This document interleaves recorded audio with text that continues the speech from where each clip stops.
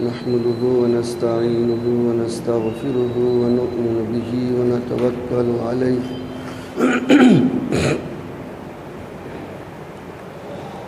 ونعوذ بالله من شرور أنفسنا ومن سيئات أعمالنا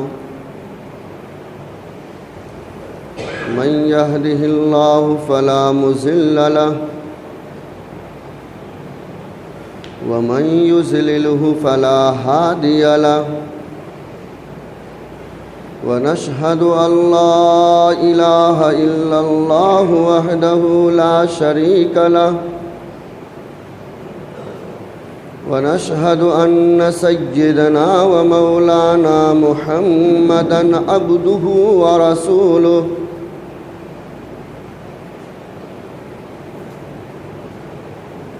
أما بعد قال الله تبارك وتعالى في القرآن المجيد والفرقان الحميد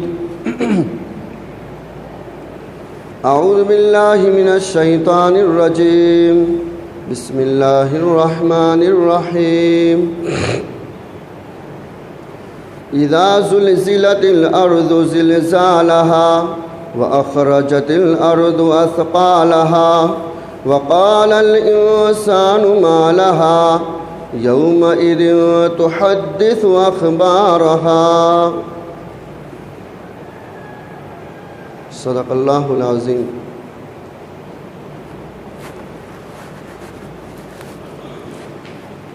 محترم بزرگوں اور دوستوں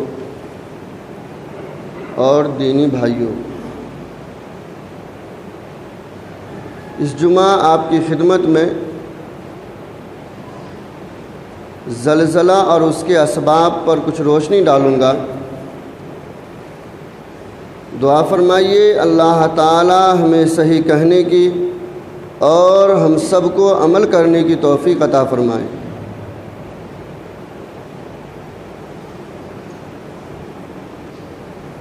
جو میں نے سورہ کی تلاوت کی ہے اس کو سورہ زلزال کہتے ہیں، اور زلزال کے معنی آتا ہی ہے بھیکم، بھونچال، زلزلہ. اس سورہ کے اندر ایک بڑے بھیکم کا تذکرہ کیا گیا ہے، ایک بڑے بھونچال کا تذکرہ کیا گیا ہے.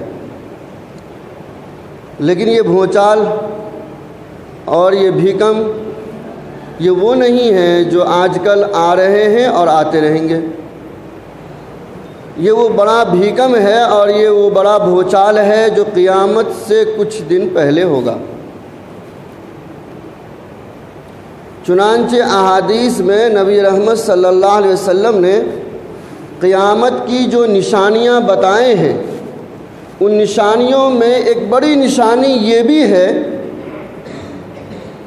کہ ایک بڑا زلزلہ آئے گا، جس زلزلے کا تذکرہ اللہ تعالیٰ نے اس آیت کریمہ میں فرمایا ہے اذا زلزلت الارض زلزالها، جب زمین کو ہلا دی جائے گی بڑے بھونچال کے ذریعے سے.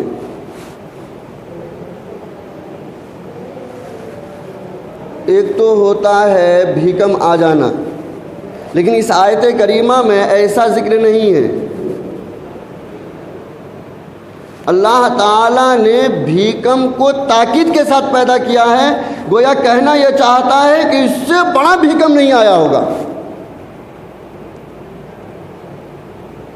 اور کیسا ہوگا؟ پھر آگے اللہ تعالیٰ فرماتے ہیں کہ زمین اپنے خزانے کو نکال دے گی، ایسا پھٹے گی، ایسے گڈھے پڑیں گے کہ جتنے اس کے اندر خزانے ہیں، مردوں کی شکل میں، زر کی شکل میں، دھن کی شکل میں، سارے کے سارے باہر آ جائیں گے.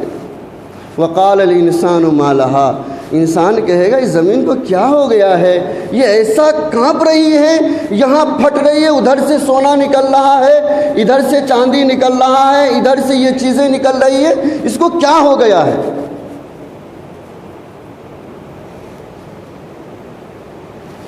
تو اس آیت کریمہ میں اللہ تعالیٰ نے ایک بڑے زلزلے کا تذکرہ فرمایا ہے جو قیامت کے قریب ہوگا، اور قیامت کی نشانیوں میں سے یہ نشانی بھی شمار کیا جائے گا۔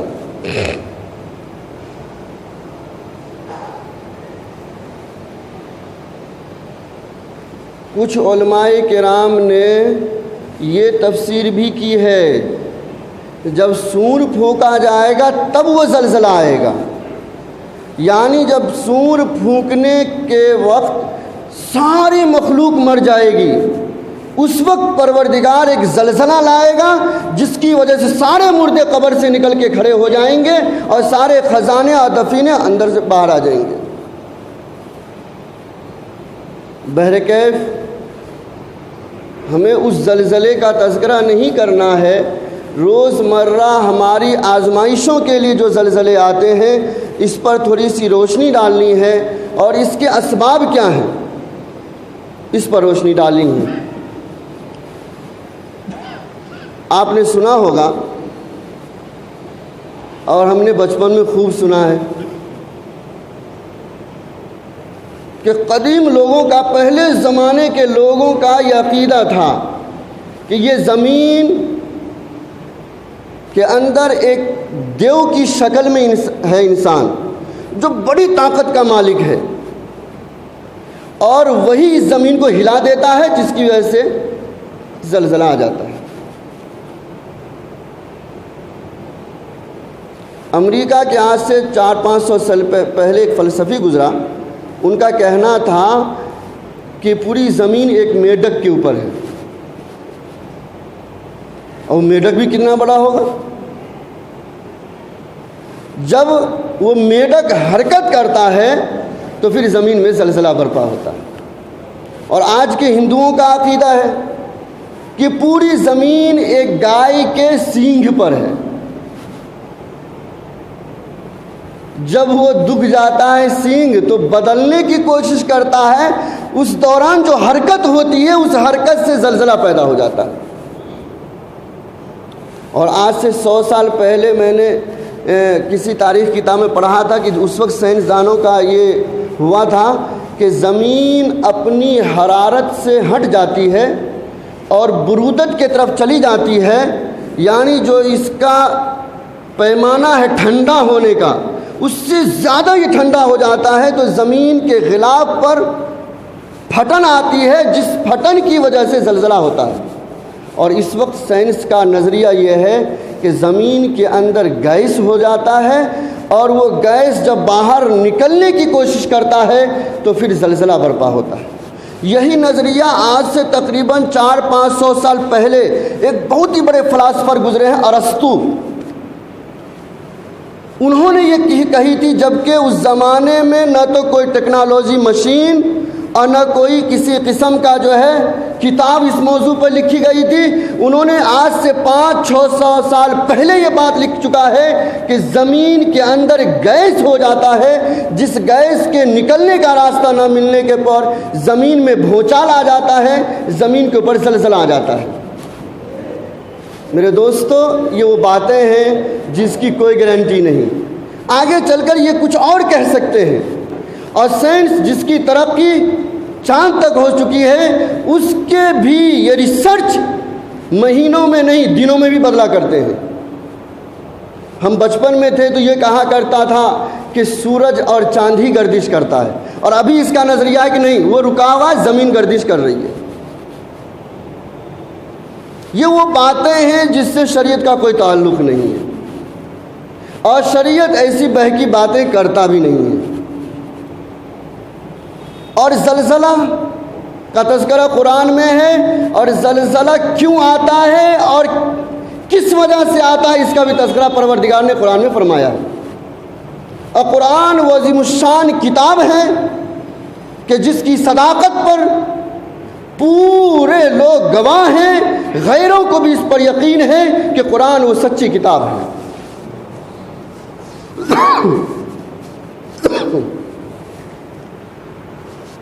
زلزلہ اللہ کے جتنے بھی عذاب ہیں ان تمام عذاب میں بھیانک قسم کا ایک عذاب ہے۔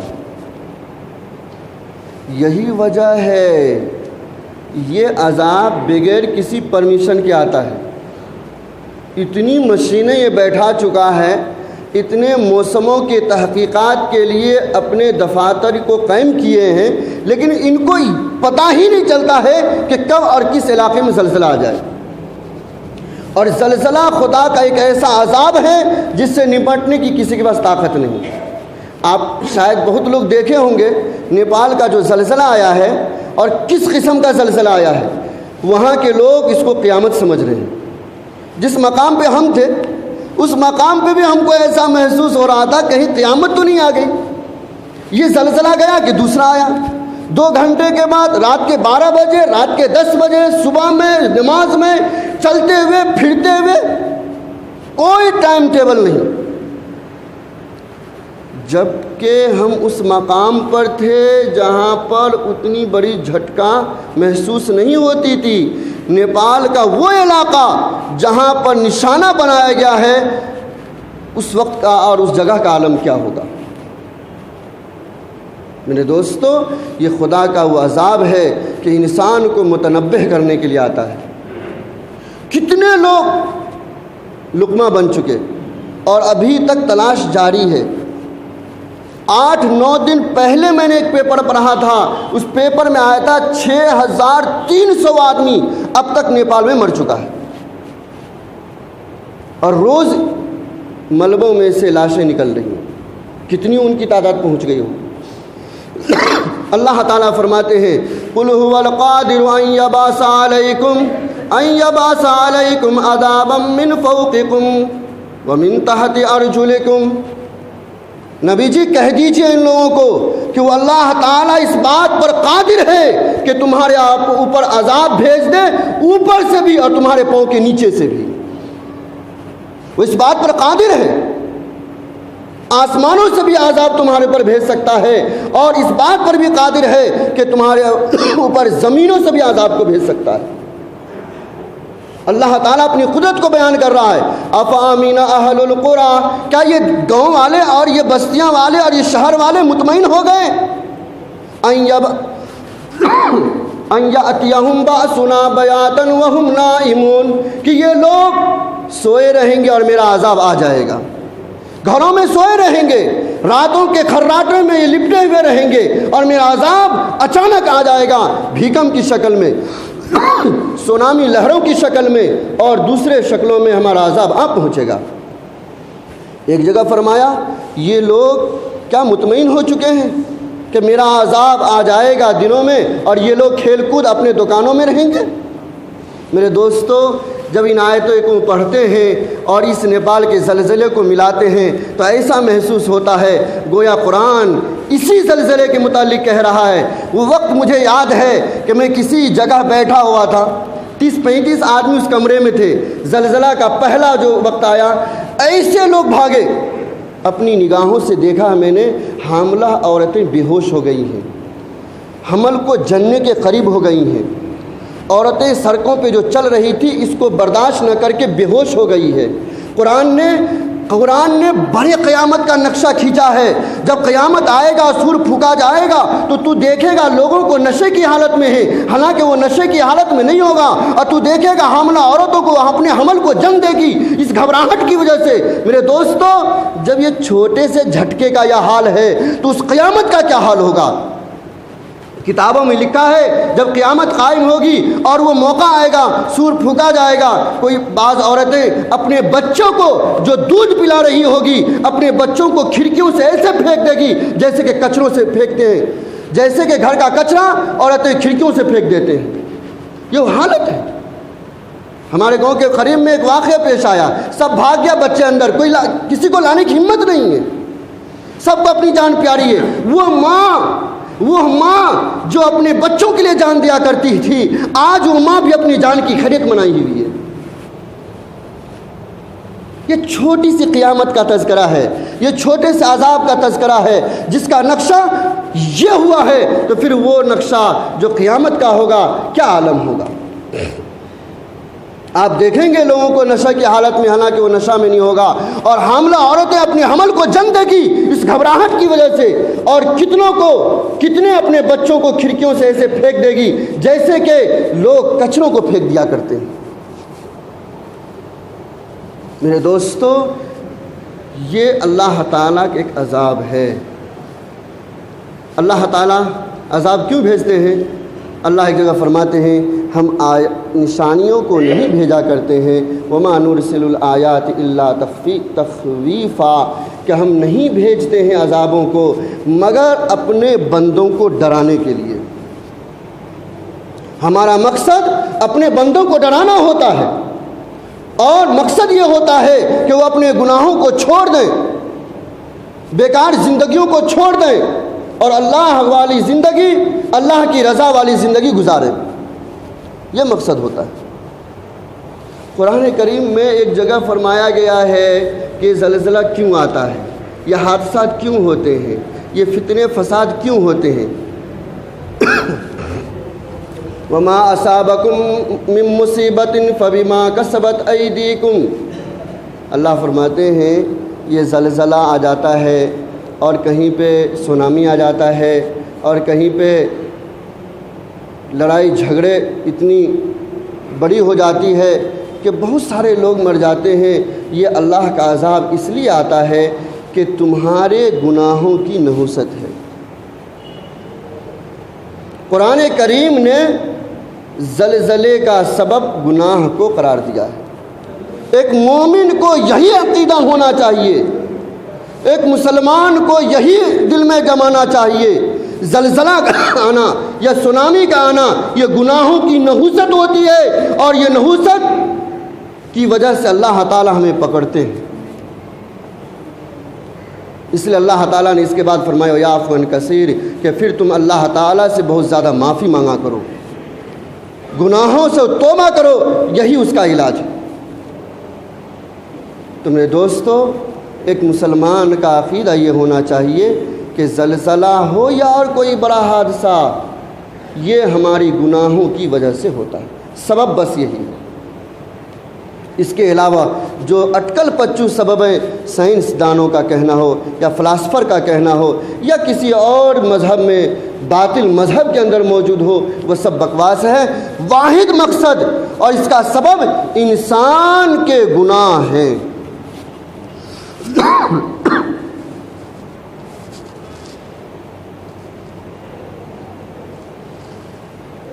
اب جب گناہ اس کا سبب ہے تو اب ایک ہی علاج یہ ہے کہ گناہ کو چھوڑ دیا جائے۔ اور ایک بات اچھی طرح یاد رکھیے، دنیا کا نظام مسلمانوں کے اعمال پر چلتا ہے، اس بات کو سمجھیے۔ یہ کائنات کا نظام مسلمانوں کے اعمال پر چلتا ہے، کافروں کے اعمال پر نہیں۔ کافر گناہ کر لیں اس وجہ سے ہو رہا ہے، وہ اللہ کو معلوم ہے، لیکن مسلمان جب سرکشی کرے گا، مسلمان جب بغاوت کرے گا، مسلمان جب گناہوں کے دلدل میں پھنسے گا تو اللہ تعالیٰ عذاب بھیجیں گے۔ اور کیوں بھیجیں گے؟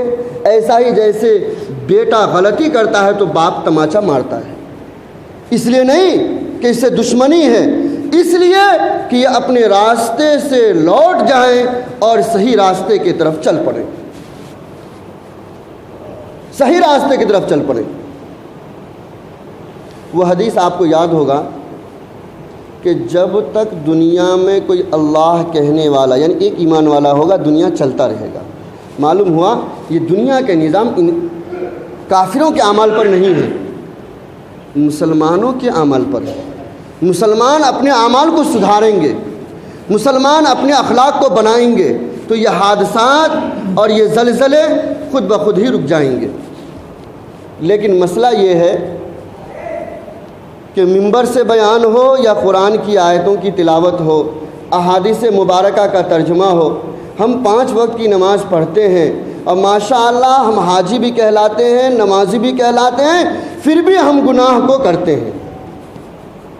گھر کا ماحول ہمارا پھر بھی بیکار ہے، ہماری بیویاں اور بچوں کے کپڑے ویسے ہی یہود و نصارہ والے ہیں، ہمارے گھر کے اندر فلمیں ابھی بھی دیکھی جا رہی ہیں، ہمارے گھروں کے اندر حرام کامیں ابھی بھی ہو رہی ہیں۔ اور افسوس کیجئے، خدا کی قسم میں نے اب اس واقعے کا مشاہدہ کیا ہے، جس موقع پر زلزلہ آیا ہے اسی موقع پر کچھ بدماش قسم کے لوگ چوریاں میں ہی کر رہے ہیں، چوریاں بھی کر رہے ہیں۔ خاندان کا خاندان ملبے کے اندر دب گیا ہے۔ اسکول سے بچے ننھے منھے آئے تو باپ کی لاش پڑی ہے، ماں کی لاش پڑی ہوئی ہے، پورا خاندان دبا ہوا ہے۔ معصوم بچے کہ رونے کے لیے آنکھ میں آنسو نہیں ہے، لیکن ان کمینوں کو جن کو خدا کے عذاب کا ڈر نہیں ہے، وہ ایسے موقع پر بھی لاشوں کو ایک طرف رکھ کر کے ان کے گلوں سے زیوروں کو چھینا بھی گیا ہے۔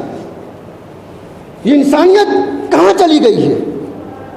یہ وہ واقعہ جو پوری دنیا نے اس کو اپنی نگاہوں میں سراہا ہے اور پوری دنیا سے ان کو تعاون پہنچا ہے، ایسے موقع پر کچھ بدماش اس کاموں میں بھی مبتلا ہیں۔ یہ کیسے آئے؟ یہ خدا کے عذاب کو مذاق اڑانا ہے۔ ایسے بھی واقعے ہیں گھروں کے میرے دوستو، پورا گھر دب گیا اور ایک چھوٹا بچہ گھر میں بچا ہوا ہے۔ کیوں بچ گیا؟ اسکول گیا تھا۔ یہ اس بچے کے اوپر کیا کیفیت ہوگی؟ اور ان چوروں کو کون بتائے؟ ان جواریوں کو کون بتائے؟ ان لٹوروں کو کون بتائے؟ خود ہمارے قریب کے گاؤں کا یہ حال ہوا، رات تقریباً 3 دن تک زلزلہ آتا رہا، گھر میں کسی کو سونے کی ہمت ہی نہیں، اور کون سوئے گا؟ اپنی جان تو سب کو پیاری ہے، سب اپنے گھروں میں تالا لگا کے جنگل میں چلا گیا۔ عجیب اتفاق، دوسرے دن چوروں کا حلہ ہو گیا۔ بتائیے، چوروں کا حلہ ہو گیا۔ سارے لوگ اس عذاب کے ڈر سے جنگل میں تالا لگا کے ہیں، اور ان کمینوں کو موقع مل گیا تالا توڑ کو چوری کرنے کا۔ میرے دوستو، انسانیت کو اتنا بھی احساس نہیں رہا، اتنا بھی احساس نہیں رہا۔ آپ جا کے کاٹمنڈو کا حال دیکھیں گے، میں قریب میں رہ کے وہاں کے پیپروں کا جائزہ لیا ہے۔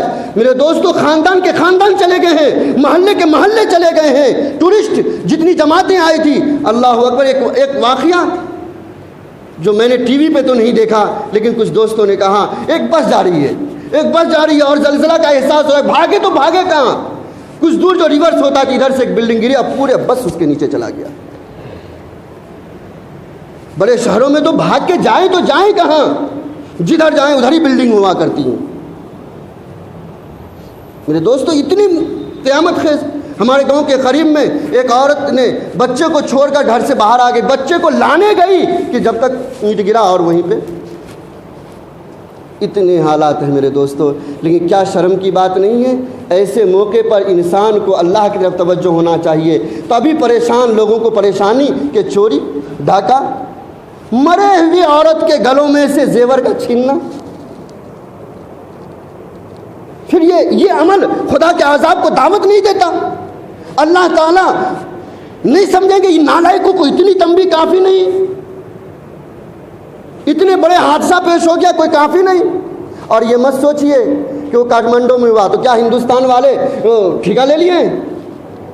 اور آپ میں سے اگر کچھ لوگ نیٹ پر گئے ہوں گے تو آپ کو معلوم ہوگا، مسلسل 6-7 دن سے اس میں سے آ رہا ہے کہ اب دلی کی باری ہے۔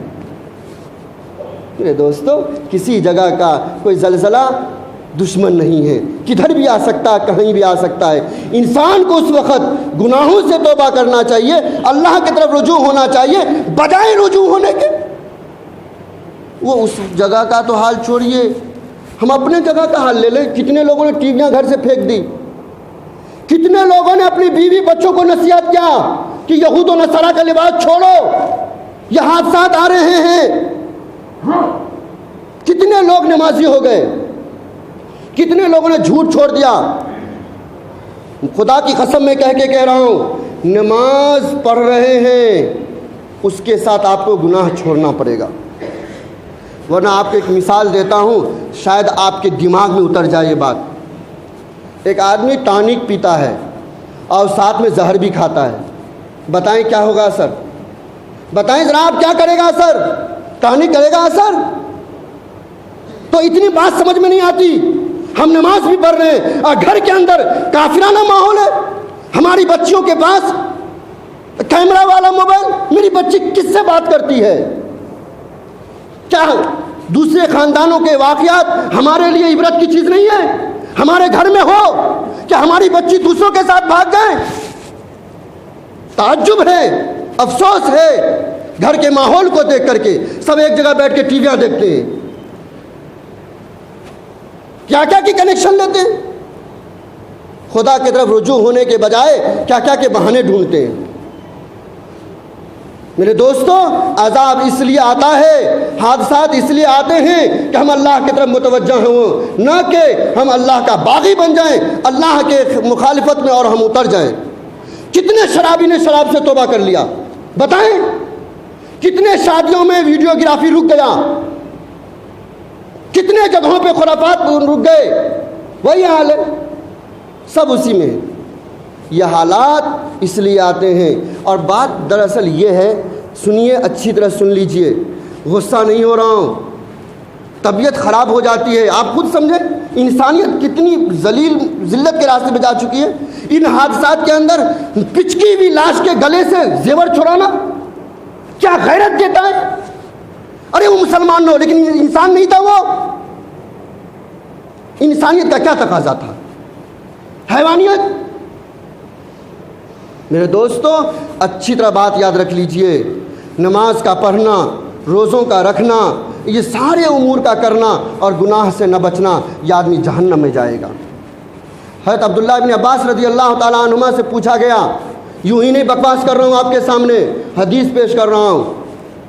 حضرت عبداللہ ابن عباس رضی اللہ تعالیٰ عنہما سے پوچھا گیا، حضرت ایک شخص نمازی بھی ہے، تہجد گزار بھی ہے، بڑا دیندار بھی ہے، نوافل اشراق اور سارے کاموں کو انجام دیتا ہے، لیکن جتنا ادھر ہے اتنا ہی گناہ بھی کرتا ہے۔ مسجد سے نکلا تو ڈنٹی مارنا شروع کیا، جھوٹ بولنا شروع کیا، دھوکہ دینا شروع کیا۔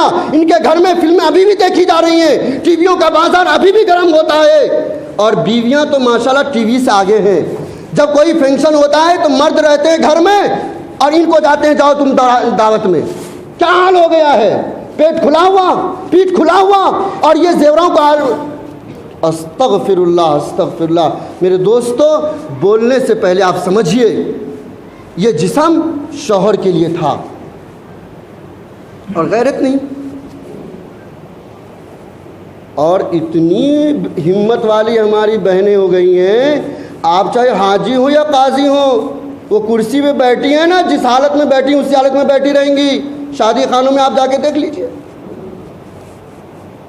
جس طرح بیٹھی ہیں، سر پہ بال نہیں، پیٹ پہ کپڑا نہیں، پیٹھ پہ کپڑا نہیں، اور ران کھلا ہوا، اور ہماری بچیاں بن سور کے جا۔ اب واقعات پیش نہیں ہوں گے تو کیا ہوگا؟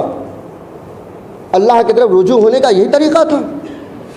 بات دراصل یہ ہے، منبر سے تقریر ہو یا قرآن کی آیت کی تلاوت ہو، ہم گناہ کرتے کرتے دل میں اتنا فساد ہو چکا ہے کہ اب سمجھ میں نہیں آتی بات، ہر چیز کا ہم مطلب الٹا نکالتے ہیں۔ اور کیلو کال، آج مفتی صاحب نے یہ موضوع کیوں پکڑا تھا؟ رے لگ رہا ہے کوئی کان پھونکا ہے، اس کو کان میں ڈالا لگ رہا ہے کچھ۔ ڈالے گا کیا میرے بھائی؟ کیا یہ ہمارا رونا نہیں ہے؟ حادثات آئے تھے ہمیں متوجہ کرنے کے لیے اور ہم کو کر دیا آوارہ۔ آج کل کی شادیوں کا کیا حال ہے؟ کیا حال ہے؟ کوئی جائیں تو دیکھیں وہاں پہ ہماری مسلمان عورتوں کا کیا حال ہے؟ کیا حال ہے؟ مردوں کی ویڈیوگرافی تو چھوڑیے، ان ننگی عورتوں کا بھی ویڈیوگرافی ہو رہا ہے، اور کون دیکھیں گے اس کو؟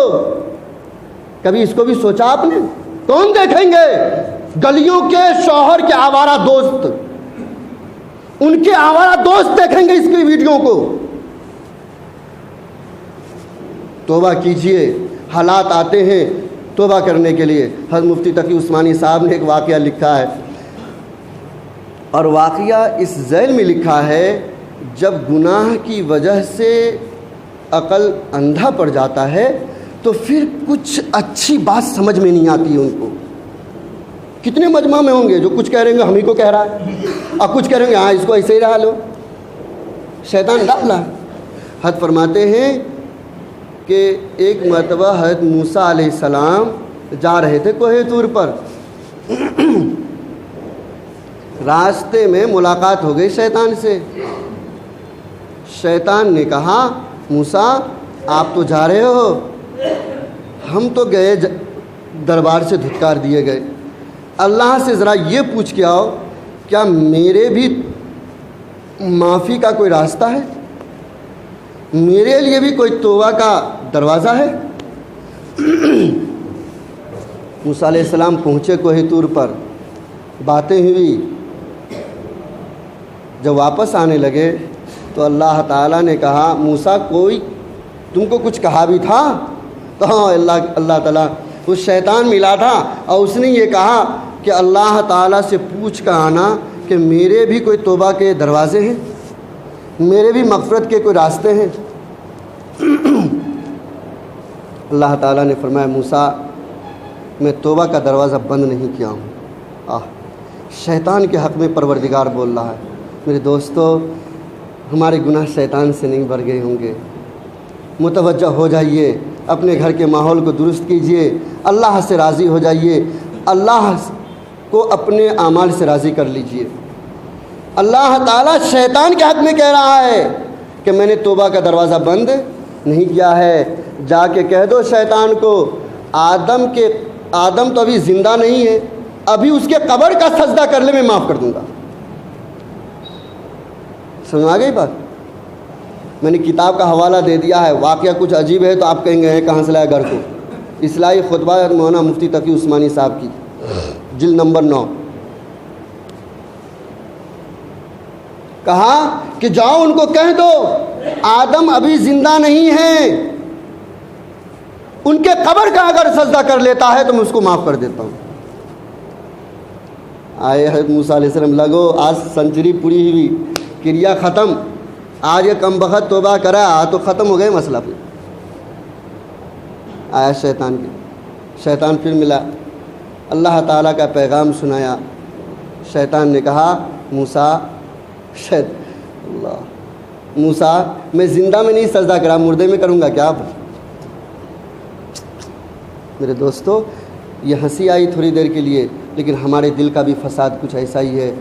اللہ کی نافرمانی ہو جاتی ہے تو توبہ کے راستوں کو بھی غلط مطلب بیان کر دیتا ہے شیطان نے۔ حضرت مولانا مفتی تقی عثمانی صاحب نے اس واقعے کو نقل کر کے انسان کو تنبیہ کیا ہے کہ شاید تمہارے دل کا بھی یہ حال ہو کہ منبر سے تقریر ہوتی ہے، قرآن کریم کی آیتیں سنائی جاتی ہیں، احادیث مبارکہ کا ترجمہ سنایا جاتا ہے اور توبے کے راستے بتائے جاتے ہیں، پھر بھی غلط مطلب نکال کے تمہارے گھر کا ماحول ویسے ہی بگڑا رہتا ہے، تمہاری عادتیں ایسی بگڑی رہتی ہیں۔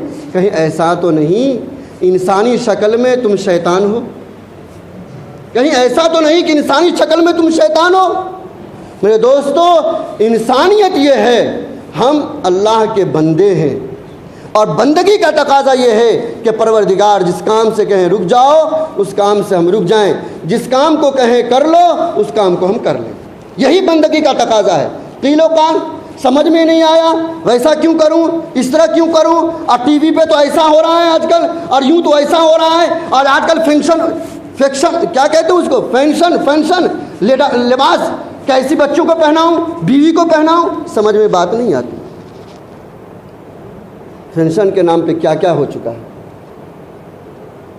فیشن کے نام پہ۔ میرے دوستو، محمود غزنوی کا ایک غلام تھا ایاز، اور محمود غزنوی یہ بادشاہ ہے۔ سارے وزراء ایاز سے جلتے تھے، اس لیے کہ محمود غزنوی کی سب سے زیادہ توجہ ایاز سے تھی، اور ایاز تھا کالا کلوٹا۔ لوگوں کو بات سمجھ میں آتی نہیں تھی کہ بادشاہ ہم لوگوں کے بجائے اس طرف کیوں زیادہ توجہ کرتے ہیں۔ وزراء نے شکایت کی تو کہا ٹھیک ہے بھائی، امتحان ہو جائے گا۔ چنانچہ کسی موقع پر اپنے ملک کا سب سے قیمتی ہیرا، اور جس کی قیمت کتابوں میں لکھا ہے اس کی سلطنت بھی نہیں ہو سکتی تھی، اتنا قیمتی ہیرا لا کے رکھا، اور سارے وزیروں کو کہا بھائی اس کو توڑ دو۔ اب جو بھی آئے وہ یہ کہتے بادشاہ سلام اتنی قیمتی چیز اس کو توڑ دیں گے، اتنی قیمتی چیز آپ کی سلطنت نہیں ہے، توڑ کو کیوں ضائع کر رہے ہیں؟ اور یہ کہہ کر کے بیٹھتا گیا۔ لاسٹ میں ایاز کو بلایا، کہا ایاز اس کو توڑ دو۔ ایاز اٹھایا توڑ دیا۔ بادشاہ غصہ ہوئے، کیا بیوقوف ہے، اتنی قیمتی چیز کو توڑ دیا۔ کہا آقا سلامت، ہیرا ٹوٹ جائے لیکن آپ کا حکم نہ ٹوٹے، آپ کا حکم نہیں ٹوٹنا چاہیے۔ بادشاہ نے کہا دیکھا عقل مندی اس میں۔ میرے دوستو، گناہ کے میدان میں بہت ساری چیزیں توڑنی پڑے گی آپ کو، اللہ کا حکم مت توڑیے، اللہ کا حکم مت توڑیے۔ یہ زلزلے کا آنا، حادثات کا آنا اور یہ فتنے فساد کا برپا ہونا، اللہ تعالیٰ نے فرمایا وما اصابکم من مصیبت فبما کسبت ایدیکم، کہ اس کا واحد سبب یہ ہے کہ تمہارے گناہ کی نحوست کی وجہ سے یہ زلزلے آتے ہیں، بھوچال آتے ہیں، بھیکم ہوتا ہے، سونامی لہریں آتی ہیں، حادثات آتے ہیں۔ یہ تمہارے بے موسم کا بارش ہو جانا، پھلدار درخت پہ پھل کا نہ آنا، حالات کا بگڑ جانا، گرمی میں ٹھنڈی کا پڑتے رہنا، ٹھنڈی میں گرمی کا پڑتے رہنا، یہ ساری چیزیں ہماری گناہوں کی نحوست ہیں۔ اس لیے میرے دوستو، آپ حضرات سے مؤدبانہ گزارش ہے، التجا ہے کہ ان حالاتوں سے سبق لیں اور اپنی زندگی کی، اپنے گھر والوں کی زندگی کی اصلاح کی فکر کریں۔ آخر میں نیپال کا جو واقعہ ہے وہ کسی سے چھپا ہوا نہیں ہے۔ کئی علاقوں میں زلزلہ ہوا، لیکن نیپال جیسا کاٹھمنڈو کا علاقہ پورا برباد ہو گیا۔ ابھی میں نے آپ کو واقعہ سنایا، 10 آدمی ایک ایک گھر سے چلے گئے اور بچا ہے صرف ایک لڑکا، یتیم، چھوٹا سا، معصوم سا۔ وہ بچ گیا کیوں؟ اسکول گیا تھا۔ ایسے ایک واقعہ نہیں ہے، کئی واقعے ہیں۔ اس بچے کے پاس رونے کے لیے آنسو نہیں ہے، اور روئے تو کس پہ روئے؟ روئے تو کس پہ روئے، کس پہ نہ روئے؟ میرے دوستو، میں نے وہاں کا کچھ فوٹو دیکھا ہے، دیکھنے کے بعد آدمی کو متلی ہونے لگتی ہے۔ بہت سارے امدادی فنڈ گئے وہاں پہ، انسانیت کے ناطے آپ کا بھی کچھ رقم اس میں لگ جانا چاہیے۔ اس کی تفصیل مجھے نہیں معلوم کہ کیسے لگے گا، آپ تفتیش کیجئے، ملتا ہے تو بھیج دیجئے، نہیں ملتا ہے تو جمع کر کے رکھیے، کسی موقع پہ کسی حالات کے شکار لوگوں کو وہ رقم دے دیجئے گا۔ ہم جس علاقے میں تھے وہاں سے فنڈیں گئی، وہ چونکہ علاقہ قریب تھا، لاریوں میں، گاڑیوں میں اور بہت سی شکلوں میں گیا۔ اب یہاں سے کیا شکلیں ہیں نہیں معلوم، لیکن اتنا بڑا نقصان ہوا ہے کہ آپ کو معلوم ہونی چاہیے آج سے 30 سال پہلے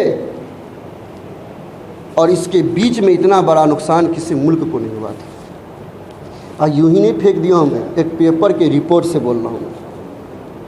نیپال جیسا غریب ملک، اس میں کتنے مساجد بھی ہیں، کتنے ہمارے مسلمان بھی ہیں۔ میرے دوستو، ابھی حال میں 2 دن پہلے ایک پیپر کا سرخی پڑھا تھا، ابھی تک دیہاتوں سے لاش برآمد ہی ہو رہے ہیں اور وہاں تک پہنچا نہیں۔ شروع میں تو یہ ہوا کہ زلزلہ ہوا کہ پھر بارشیں شروع ہو گئی، بارش میں ساری چیزیں مددیں ختم ہو گئی۔ بہت برا حال ہے وہاں کا۔ اگر آپ وہ راستہ جانتے ہیں کہ جس راستے سے آپ کا 2 روپیہ بھی وہاں تک پہنچ سکتا ہے تو آپ پہنچانے میں کسر مت کیجیے۔ آپ اس واقعے کو یہ سوچئے، میرے گھر پہ ہو جاتا تو میرا معصوم بچہ کیا کرتا اس وقت، کیا کرتا اس وقت، جس معصوم بچے کا باپ بھی اس دنیا سے آخری مرحلے میں ہندو ہے تو آخری رسم، اور مسلمان ہے تو جنازہ پڑھنے کی توفیق نہیں ہو رہی ہے۔ یہ حالات آئے، اس لیے میرے دوستو اپنی دعاؤں میں بھی اس کا خیال رکھیں، اپنی مال کے ذریعے اور جان کے ذریعے سے اس کا تعاون کریں۔ اگر کوئی آپ کو فنڈ اکاؤنٹ ملتا ہے یا کوئی ایسی جماعت ملتی ہے جو جماعت اس کام میں لگی ہوئی ہے تو اس تک رقم پہنچائے۔ اور یہ شوشہ نکال دینا کیا یہ سب کھانے کے راستے ہیں، یہ سب نہایت بیکار بات ہے، سمجھیں میرے؟ یہ سب کھانے کے راستے ہیں، یہ چندہ کر رہا ہے، وہ یہ ہو رہا ہے، وہ ایسا ہو رہا ہے۔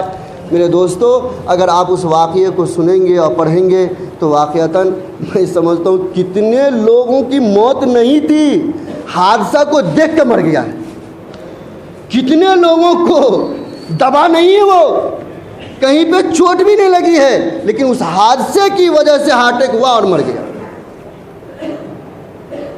اس لیے آپ کی رقم وہاں تک اگر چلی جائے تو بہت بڑی خوش قسمتی ہے۔ یہ مت سوچئے کہ وہ مسلمان ہے یا نہیں اور اسلامی ملک ہے یا نہیں اور وہ مسلمان ہی کو پہنچنی چاہیے، نہیں، انسانیت کے نام پر آپ کا رقم وہاں پہنچ جائے۔ اللہ تعالی ہم سبھی حضرات کو عمل کی توفیق عطا فرمائے، اللہ تعالی ہمیں گناہوں سے بچائے، گناہوں سے حفاظت کرے۔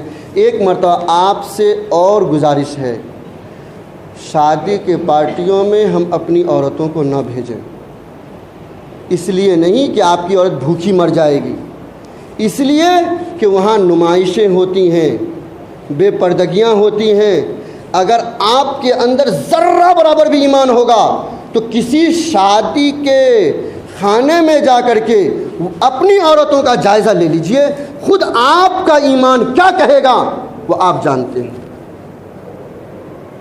اور جو شادی نہیں ہوئی جس بچیوں کو، اس کو تو ماں بھی بھیجتی، جاؤ پہن سور کر، کیوں بھیجتی ہے اللہ جانتا ہے۔ میرے دوستو، شرم کی بات ہے کہ اسلامی ماحول اتنا گندا ہوتا جا رہا ہے اور اسلامی نکاح اتنا گندا ہوتا جا رہا ہے۔ اللہ تعالیٰ سے دعا کیجئے اللہ تعالیٰ ہمیں عمل کی توفیق عطا فرمائے۔ وآخر دعوانا الحمدللہ۔